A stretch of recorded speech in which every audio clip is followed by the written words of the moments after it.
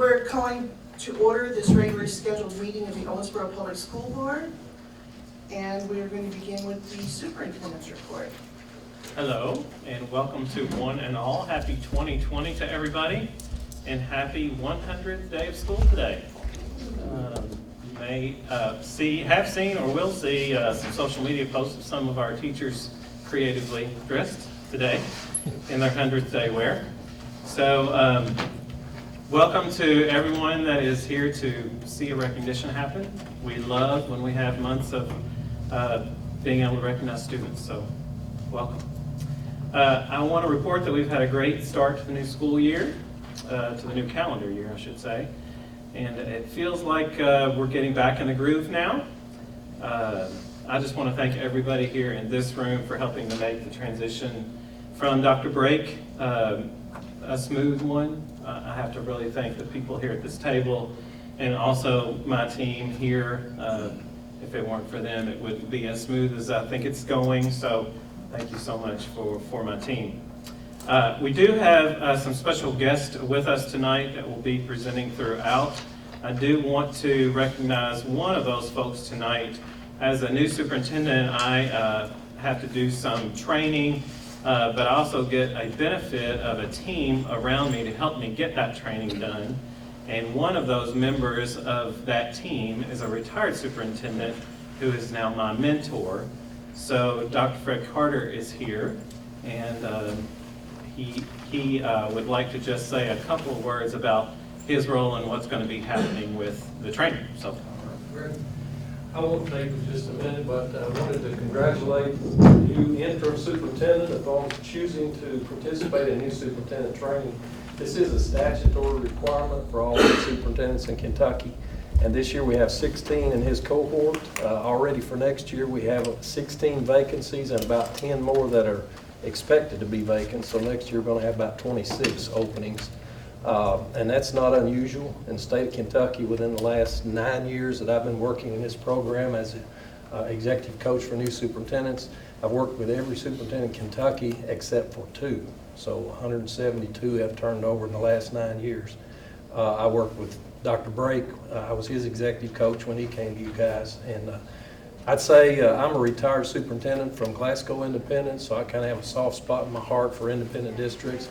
You guys are knocking it out of the ballpark in everything you're doing. This is really a well-respected district, and you got a lot going on. And your new interim superintendent will be trained. It's called just-in-time training. So in the spring, a little later in the spring, when it's time to notify people about renewal, non-renewal, those types of things, he'll have all that training behind the scenes about what's legal, what's not, timelines, those kind of things. So it is really good training. And the good thing is he volunteered to do this. He's not required as an interim superintendent to do this. But however, I can tell you that every interim superintendent to this time who's been appointed has gone through this training. So that's a good thing. It gives him some support so he knows exactly what to do in terms of legalities and finances and those kinds of things. So everything's off to a good start. It probably would not surprise you guys to learn that every task he's been assigned, whether it's written or putting something in an e-portfolio or whatever it is, it's done before the deadline and it's well done. In fact, with all the new superintendents I've worked with, he is probably more attuned to punctuality and making sure things are right than anyone I've ever dealt with. It's impressive. So I'll pay you later. I'll just be making some notes tonight. Your vice chair is on his ILP team, so we'll be meeting later on, and I'll be sending a summary tomorrow morning to the superintendent and to also your ILP team board representative. Okay. Thank you. Thank you for being here tonight. Appreciate it.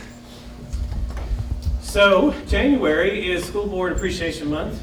I just can't tell you, especially now that I'm a lot closer to what you do for us, how much I appreciate you and your role with us. I can say and echo everything that Fred said about our district, and it has to start with people like you that have the right intentions for our kids. So I really, really appreciate you guys, and I know everyone in this room does too. There's a few gifts at your table from our schools. We have a new OHS Spirit shirt we want you to don whenever you're at events. So feel free to take advantage of that. And we do, however, think we need to educate maybe our students a little more on what board members do. So let me just demonstrate what I'm talking about.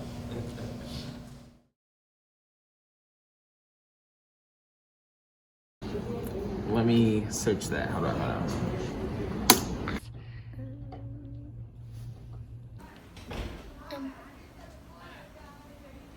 What's a school board member?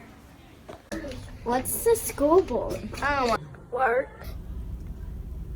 The school boards help the schools to grow their community. And I think that board members approve all the good stuff that we do for our school. I think it does. It keeps track what the school is gonna do in like a year or something. I think they help students in the school learn better. And I think a board member sits in boring meetings all day. So what do you think a school board is? A cupcake crafty. A dry erase board. Dry erase board?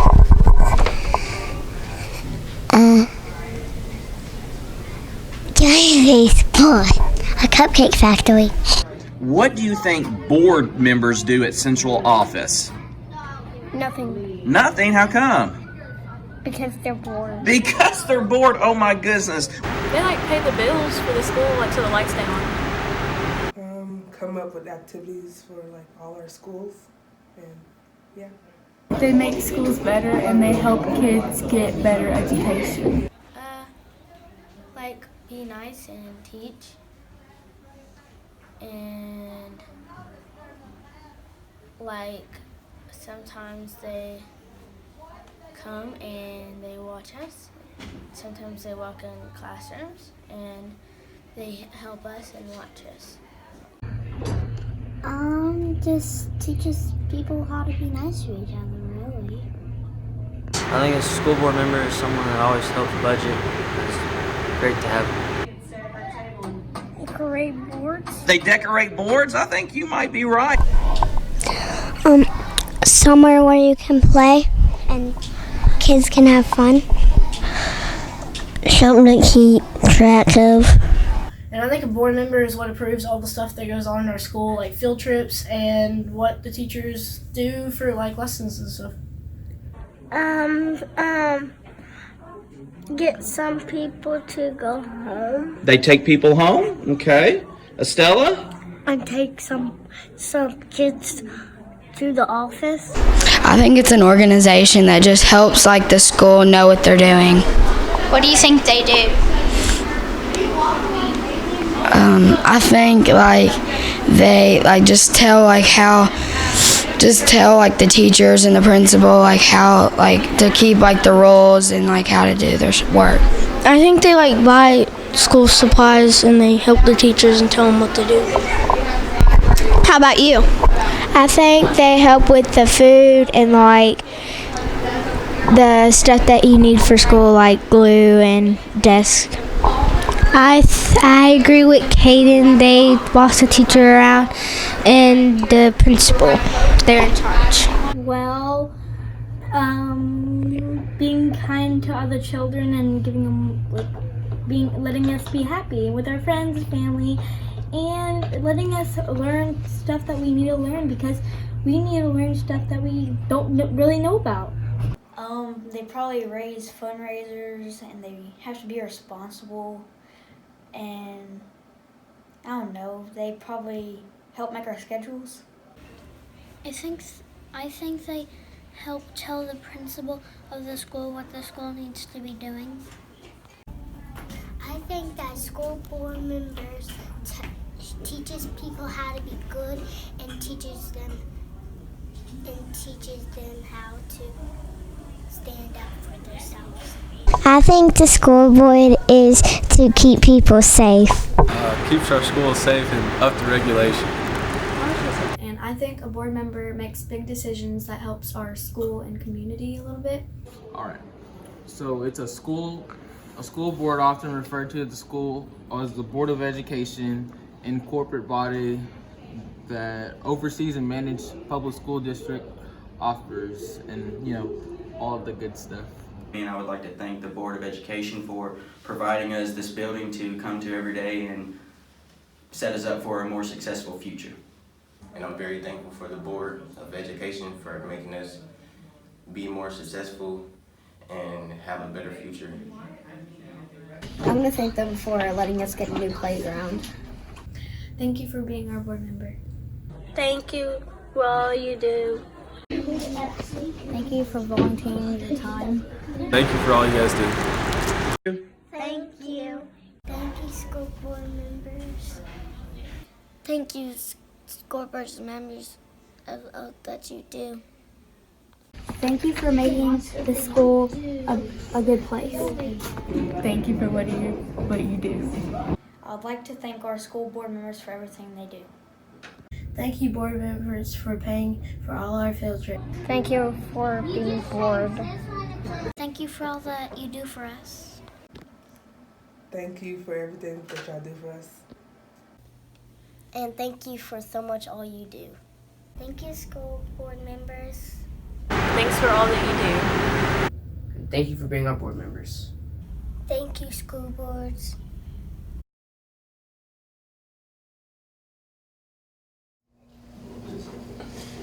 All right, and thank you, Jerry, for putting that together. So, you'll be seeing that on our social media soon. I also have a proclamation from our mayor that I would like to read. He couldn't be here tonight, but he has sent this. So I will just read it. City of Owensboro proclamation. Whereas our community values a quality education as a vital step along the pathway to success for our children. And whereas Jeremy Edge, Melissa Decker, Dan Griffith, Jeremy Luckett, and Michael Johnson contribute greatly to this community through their service on the Owensboro Independent Board of Education. And whereas these decision makers are responsible for maintaining strong, effective budgetary oversight, high standards for employment, and a safe, well-managed set of school facilities. And whereas these board members are serving our community with integrity, honor, and a commitment to our children's futures. And whereas January 2020 marks Kentucky's observation of their contributions through School Board Recognition Month. Now therefore, I, Thomas H. Watson, Mayor of Owensboro, do hereby proclaim January 2020 as School Board Recognition Month in Owensboro, and urge all citizens to honor Jeremy Edge, Melissa Decker, Dan Griffith, Jeremy Luckett, and Michael Johnson for their service. Signed and sealed this 23rd day of January 2020 by Thomas H. Watson, Mayor. Please join me in appreciating our board members.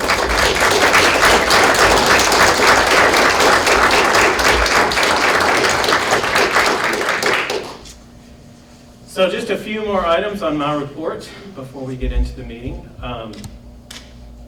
We do have our eyes already set on next year, next school year. I know that's hard to believe here in January, but that's how we have to plan. So you'll be hearing a lot more, as will everyone in the room, about online registration coming and starting already for next year. We are in the midst of doing projections for staffing and all of that for next school year. Would like to thank Dr. Chris Gaddis and Mr. Jared Revelett here for representing us very well in Frankfort yesterday. They testified before a subcommittee of legislators on school safety, especially highlighting what we're doing with the crisis go applications. That went well. Thank you for doing that. Also happy to report that we have a new assistant special education director coming from our own school district. Ms. Carrie Wedding will be serving in that role, so we will transition her from where she is now at Sutton to this new position. So excited about that move. Also, the Estes principal search is well underway. The council meets at 5:30 tonight, and so I'll be going from this meeting to that one for their first training, and so hope to have a new principal in place by the end of February. So that is my report. Wow. Jared, that video was something else. That was really sweet. I was glad to see that so many of the kids have high thoughts about what we do. And I think we all agree, one thing it's not is boring. We're going to move on. We want to recognize several of our choir and orchestra students for recent achievements. I'm going to turn things over to Mr. Tom Stite so that he can tell us more about our outstanding kids. Thank you so much. And without your all support, we don't have these great arts programs. So thank you again for our students. We have a record year of All-State presentation. We have 24 students who have achieved All-State between Owensboro Middle School and Owensboro High School. We're going to let their choral directors start by recognizing the members of the Kentucky American Choral Directors Association All-State Junior High Choir. Good. Go ahead. Go ahead. Ms. Meyer and Ms. Wiggins. For the Kentucky American Choral Directors Association, there is a all-state convocation in November of each year in which 7th, 8th, and 9th graders come together in 2 choirs. One is a treble choir, so soprano 1, soprano 2, and alto, and the other choir is a mixed choir, soprano, alto, tenor, and basses. These students are selected from across the state. They create a digital audition, which is sent in, and judges score them over a period of a couple of weeks, and then they are ranked in the top. Approximately 200 for each choir are selected to participate. So it's very competitive, and it's a wonderful experience for these young men and women. Did you want to say anything? No, that's good. So for Owensboro Middle School, this year I had 2 students, Emma Jeffers, who could not be here, and then Emily Elliott.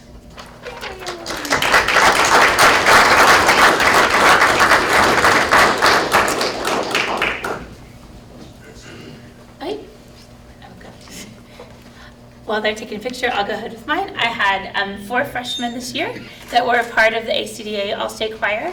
So I have Bodie Moore,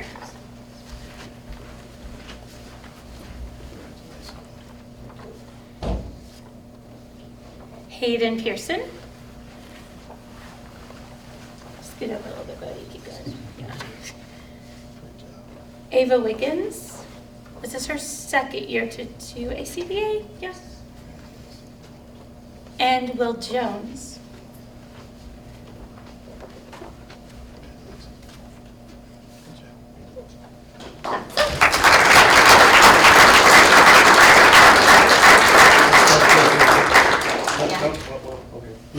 You come over. Do you want to? Oh, sorry.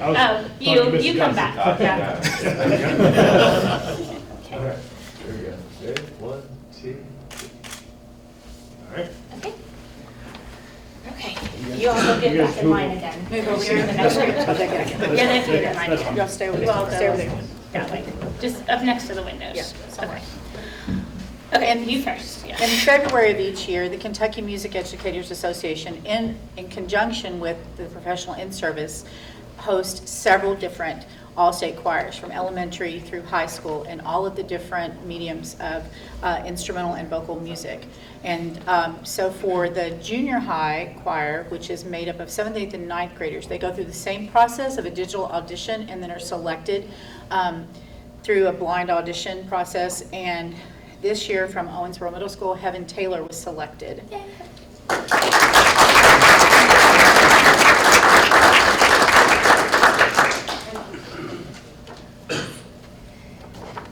Go with this here. Yes.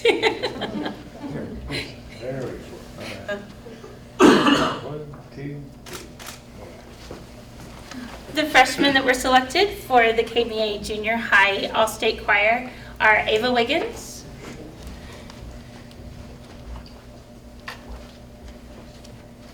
Brooklyn Williams. We got her over here from basketball practice. And Will Jones.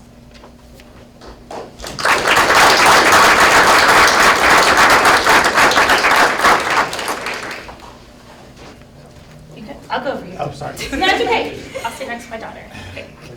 1, 2, 3. Okay, now you all go over there. Okay. For the sophomore through seniors, the all-state audition process is a little bit different. They learn an a cappella piece, which means without any instrumental accompaniment. They sing it individually in a quartet, soprano, alto, tenor, bass, in front of 4 judges. They have to sing a solo, and they also have to sight read. They walk into a room where they've never seen a piece of music before and have to sing it. So we had the most kids that we've ever had make All-State this year in this category. The first one, and I'll take the certificates of the people who aren't here. Fletcher Barr is our first All-Stater. He is at Johnson's. He has a main role in their dance, so he's in their company in there. Morgan Boer, who you'll see later, she made 2 ensembles this year, choir and orchestra. John Brink. Right there, right. Yeah, I love you too, though. Dylan Green, who is not in attendance. Jesse Hibbs. John, is this your 3rd year? 4th year? 4th year in All-State. Jesse, third year in All-State. Awesome. Bethany Myers, who is out of town at a church event and can't be here. Emma North. Randy Smith. How are we doing, Randy? Randy's to be at work at 5. Okay. We're going. Okay. Nolia Williams.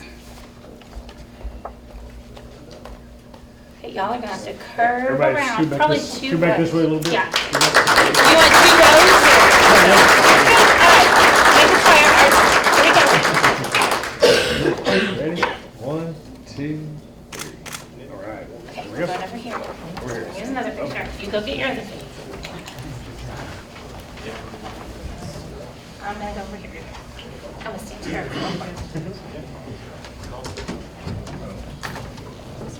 Like the other performing disciplines, the string audition process is rigorous. So our students play scales that go from the very lowest range to the highest range, and they're given a tempo that is brisk. So they prepare that. Our audition piece this year was by Leonard Bernstein. And if you know Bernstein, you know that it's high, fast, and loud. So soaring melodies and dance rhythms. So our students accomplished a lot just by learning the concert material. So I'm very pleased to announce that Morgan Boer is going to play cello. Come on out.